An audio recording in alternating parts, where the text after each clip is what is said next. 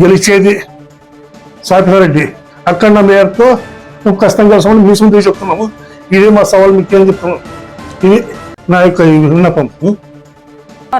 ఇంతకుముందు సొంత పార్టీ వాళ్ళే కిష్టమ్మని ఏం చేసినారో అందరికీ తెలిసిన విషయమే. మళ్ళీ ఆయమ బీసీనే కదా, ఆయమని ఏ గతి పట్టించినప్పుడు ఆయమ అప్పుడు ఎమ్మెల్యే కావాలా లెక్కకి వాళ్ళు ఫుల్ సపోర్ట్ చేసింటే వాళ్ళు చేయలేదు. ఆయమ బీసీ బోయే ఆయమే కదా, ఆయమ పట్టణానికి కూటమి అభ్యర్థిగా మన బీజేపీ అభ్యర్థి పార్థసారథి గారు గత కొన్ని రోజుల నుంచి తన వాయిస్ని చాలా చండాలుగా మాట్లాడుతున్నాడు.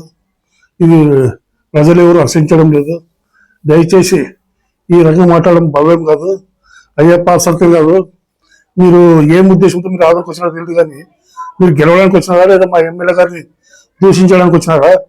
ఏమి కులాలను చూడడం లేదు. ఒక వాల్మీకి వాళ్ళని రెచ్చగొడుతూ మీరు మాట్లాడుతున్నారు. ఇది సభ్యత కాదు. మేము కూడా మాట్లాడేది చాలా ఉన్నాయి. మరి మా స్థానాన్ని మనం పరీక్షిస్తున్నాము. మా స్థానం పరీక్షిస్తున్నట్టున్నావు నువ్వు. ఇది మంచి పద్ధతి కాదు. దయచేసి ఈ రకంగా మానుకో. నీకు ఏ రకంగా కావాలని కూడా వేరే రకంగా ఏదైనా కానీ నువ్వు ఓట్ల రూపంలో అడగాలంటే అడుగు, ప్రభుత్వం విమర్శించు. కేవలం ఒక ఎమ్మెల్యే సాపేట దృష్టి పెట్టుకుని విమర్శిస్తున్నాను. ఇది మంచి పద్ధతి కాదని చెప్తున్నాను. ఈ రెండవది, మీరు ఆదరణకు వచ్చినప్పటికీ ఈ రోజు వరకు కూడా కేవలం దూషించడం తప్ప ఇంకొకటి చేయడం లేదు. ఇది ఎంతో సమంజసము. ఎక్కడ చూసినా దుర్మార్గుడు, దుష్టుడు, కీచకుడు, మరి బురదలేసి పొరలాడేనని చెప్పి జనాన్ని రెచ్చగొడుతున్నాం. అలాగే గూటగా పాతుకుపోయినాడు, మీరు కాలుతో తన్నాలని చెప్తున్నావు. నిజంగా నువ్వు డాక్టర్ అయినా నాకు కర్మ వస్తుంది. ఇది నిజంగా మాలో సహనాన్ని పరీక్షిస్తున్నావు. ఇది మంచి పద్ధతి కాదు. దయచేసి మానుకోమని చెప్తున్నాము. రెండవది, నీమన హిట్లర్ మాదిరిగా నువ్వు జయించాలని చూస్తున్నావు. హిట్లర్ మాదిరిగా జయించాలని చూస్తున్నావు. కాకపోతే లాస్ట్కి నువ్వు కాల్చుకొని చచ్చుకునే స్థితికి వస్తున్నావు. దయచేసి ఈ రకం పద్ధతి మానుకో. అలాగే నాయుడన్న గారు కూడా ఒక విషయం చెప్పాలనుకున్నాను. అన్న మీనాక్షణ, మీరు రెండోసారి ఎమ్మెల్యేగా పోటీ చేసినప్పుడు మీ పైన కోట్ల సూర్యప్రకాష్ రెడ్డి పోటీ చేసినప్పుడు మీ కుటుంబ సభ్యులందరూ కూడా వద్దు, కోట్ల కుటుంబం చాలా మంచి కుటుంబము, వాళ్ళకి మంచి ఆదరణ ఉందని ఆదరణలో చాలా మంది అన్నారు. అయినా మీరు అట్లా పోటీ చేసినప్పుడు జనం మీకు ఓటేసినా కానీ కోట్ల సూర్యప్రకాష్ రెడ్డి ఓటేయలేదు. ఎందుకంటే నాన్నలోకం చెప్పి ఆయన ఓటేయలేదు, మీకు ఓటేసి గెలిపించినారు. ఎక్కడ కానీ మరి వాళ్ళే నిన్ను లోకాలని చెప్పి నీకు ఓటేసి జనము ఆదరించారు, కానీ కోట్ల సూర్యప్రకాష్ ఆదరించలేదు. మరి ఆ విషయం మీకు తెలిసి కూడా ఈరోజు నాన్న లోకాలకి ఇక్కడ స్థానం కల్పించినారని చెప్తారు. మీరు 50 సంవత్సరాల కింద వచ్చినారు, సపరేట్ కూడా 50 సంవత్సరాల నుంచి వచ్చి మేము కూడా నాన్న లోకాలు అని చెప్పినావు. మరి మీరు నాన్న లోకలినప్పుడు ఆ రోజు నువ్వు పోటీ చేసినప్పుడు మరి సూర్యప్రకాష్ జనం ఎందుకు ఓడించినారు? నువ్వు స్థానికంగా ఉన్నావు కాబట్టి, పాతుకుపోయినావు కాబట్టి నీకు ఓటేసిన జనము. మరి సూర్యప్రకాష్ మంచోడు కదా, మరి ఎందుకే లేదు? రెండవది, అన్న నాయుడన్న, దయచేసి మీకు ఎక్కువ చెప్తాను, నీకు పల్లెల్లో పోయి నువ్వు రెచ్చగొట్టదన్నా. మీకు పౌరుషం లేదా, సిగ్గు లేదా, మతం లేదా అంటున్నావు. అన్నీ ఉన్నాయన్నా. వాటితో పాటు మాకు సంస్కారం ఉంది, వినయం ఉంది, ఇదైతే ఉంది మా కులానికి. దయచేసి మా కులానికి కూడా ఈ రకంగా నువ్వు రెచ్చగొట్టడం బాగా కాదు. 50 ఏళ్ళు రాజకీయం చేసినాం, మీరు ఎప్పుడు సహనం కోల్పోదు. దయచేసి ఇట్లా సహనం కోల్పోదని మిమ్మల్ని మనస్ఫూర్తిగా కోరుకుంటున్నాను. కేవలం ఇంకా 10 రోజులు ఉండేది ఎలక్షన్. దయచేసి మీకు మొక్కి చెప్తున్నాను, ఇట్లా కులాన్ని రెచ్చగొట్టద్దన్నా నేను మీకు మొక్కి వేడుకుంటున్నాను. అలాగే మల్లప్ప గారు, ఇంకో విషయం చెప్పదలుచుకున్నాను. జనసేన పార్టీ ఉన్నారు మీరు, జనసేన పార్టీ నుంచి మీరు ఇన్ఛార్జిగా ఉన్నారు. మరి మీ నాయకుడు పవన్ కళ్యాణ్ మన సిద్ధం పాట, మన అజెండా పాటకి ఒళ్ళు ఊగి నవ్వుకుంటా వారాయి వాహనం మీద డ్యాన్స్ చేసినాడు. ఆ సంగతి మీకు వెళ్దాం. అది జగన్ యొక్క సమర్థత. రెండవది, గాజు గ్లాస్ చేతిలో ఉంటే అందము, గాజు గ్లాస్ పగిలితే అందం ఉండదు. ఆ గాజు ముక్క చేతిలో పట్టుకుంటే నేరం చేసినట్టు ఉంటుంది, కానీ న్యాయం జరిగినట్టు ఉండదు. మరి మీరు న్యాయం కోరుకుంటారా, నేరాన్ని కోరుకుంటారా? మరి మీకే వదిలేస్తున్నాను. మూడవది, మీరు ఆదుని ప్రజలు కొనవప్పుతూ ఉన్నారంటున్నారు. ఆదుని కొనవప్పుతూ ఉండడం లేదు. ఆదుని సస్యశమనం ఉంది. మీ పార్టీ కొనవప్పుతూ ఉంది. మీ పార్టీ జనసేన పార్టీ కొనబోతుంది. ఎన్నికలు అయిన తర్వాత మరి మీ పార్టీని మరి బీజేపీలో విలీనం చేస్తారో మరి టీడీపీలో విలీనం చేస్తామో మీ విజ్ఞప్తికి వదిలేస్తున్నాను. మీరు దయచేసి మీరు కూడా కొద్దిగా మీ వచ్చి వాయిస్ తగ్గించడం మంచిది. మీరు మా సాయిప్రసాద్ మీద ఎన్ని చెప్పినా ఎన్ని చేసినా గెలిచేది సాయిప్రసాద్ అక్కడ మేరతో మేము కష్టం చేస్తామని మీ సొంత చెప్తున్నాము. ఇదే మా సవాల్ మీకు చెప్తున్నాం. ఇది నా యొక్క విన్నపం. అదోని ప్రజలందరికీ నమస్కారము.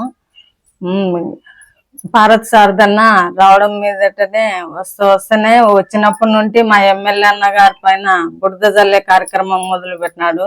అన్ని తప్పుడు ప్రచారాలే మాట్లాడుతున్నాడు. ఆయన పార్టీ పరంగా ఏం మాట్లాడతలేడు. ఆయన నిలబడి పార్టీ గురించి ఏం కాదు, మామూలుగా ఆయన గురించి ఏం తెలియకపోయినా ఆయన ఇది చేస్తున్నాడు అది చేస్తున్నాడు అని ఆయన గురించి అన్ని తప్పుడు ప్రచారాలే చేస్తున్నాడు. పల్లెల్లో టౌన్ లో అన్ని అదే చేస్తున్నాడు. కత్తి పట్టుకుంటున్నాడు.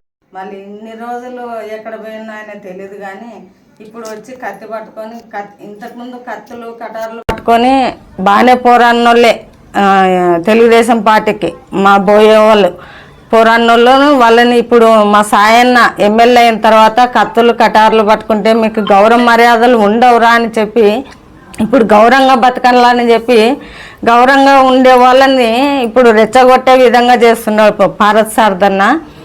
ఇది పద్ధతి కాదన్న. ఇప్పుడు కత్తి పట్టుకొని ఎవరిని పొడసాలనో ఆయన మళ్ళీ కత్తి పట్టుకొని చూపిస్తున్నాడు. మరి మాకేం చేత కాదనుకున్నాడు ఆయన. అవన్నీ కత్తులు కటార్లు ఇవన్నీ వద్దని మా ఎమ్మెల్యేన్న మంచిగా చెప్పి వాళ్ళని ఇలా బతకండి అలా బతకండి అని పైకి తెచ్చే విధంగా చేస్తున్నాడు మా ఎమ్మెల్యేన్న సాయన్న. ఇప్పుడు మళ్ళీ ఈయన కొత్తగా వచ్చి ఈ ఊరు కాకపోయినా కొత్తగా వచ్చి నేను ఎమ్మెల్యే అవుతాను అనే విధంగా ఏదేదో మాట్లాడుతున్నాడు. మా ఎమ్మెల్యే గురించి ఏం తెలియకపోయినా ఏమేమో మాట్లాడుతున్నాడు. అది పద్ధతి కాదన్న భారత్ సారథన్న. మంచిగా ఉండి నీ పదవికి నువ్వు ఎమ్మెల్యే కావాలనుకుంటే నువ్వు ప్రజలలో పోయి ఏం చెప్తే నీకు ప్రజలు ఓటేస్తారో అది చెప్పుకుంటూ పోయి చేసుకో కానీ నువ్వు అనవసరంగా ఎమ్మెల్యే గురించి తప్పు ప్రచారాలు చేసుకుంటూ ఉంటే బాగా ఉండదు. పల్లెలలో కానీ నమ్మేవాళ్ళు ఎవరు లేరు. పల్లెలలో కానీ టౌన్లో కానీ మా ఎమ్మెల్యేని నమ్మనట్లే మీనాక్షి నాయుడుని నమ్మరు, ఒక జనసేన పార్టీ వాళ్ళని నమ్మరు, ఎవరిని నమ్మరు.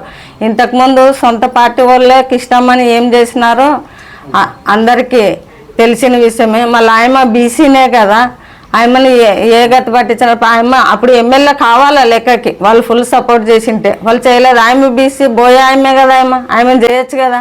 ఆయమని ఏ విధంగా చేసినారు, ఇప్పుడు నిన్ను కూడా అదే విధంగా చేస్తారు. ఊకే రెచ్చగొట్టి ఏదో స్లిప్పులు నీకు రాసిచ్చి రెచ్చగొట్టే విధంగా చేస్తున్నారే తప్ప వాళ్ళకి మీ మీద అంత లేదు. మిమ్మల్ని గెలిపియారు కూడా. ఇష్టమ్మకి ఆ గతి పట్టిందో నీకు అదే గతే పడుతుంది. ఒక రెచ్చిపోయి మాట్లాడద్దు. మళ్ళీ ఎలక్షన్ తర్వాత నువ్వు ఇక్కడ ఉంటావో కూడా తెలియదు మాకు. మేము అనవసరంగా ఉన్న ఎమ్మెల్యే గురించి తప్పుగా మాట్లాడేది మానుకోమని చెప్తున్నాను. పల్లె పోయినావు, నువ్వు ఎక్కడెక్కడ పోయినావో అక్కడంతా మా ఎమ్మెల్యేనకే ఫుల్ మెజారిటీ వస్తుంది. నువ్వు దీని గురించి నువ్వు ఎన్ని విధాలుగా చెప్పినా కూడా ప్రజలు నమ్మే వాళ్ళు ఎవరు లేరు.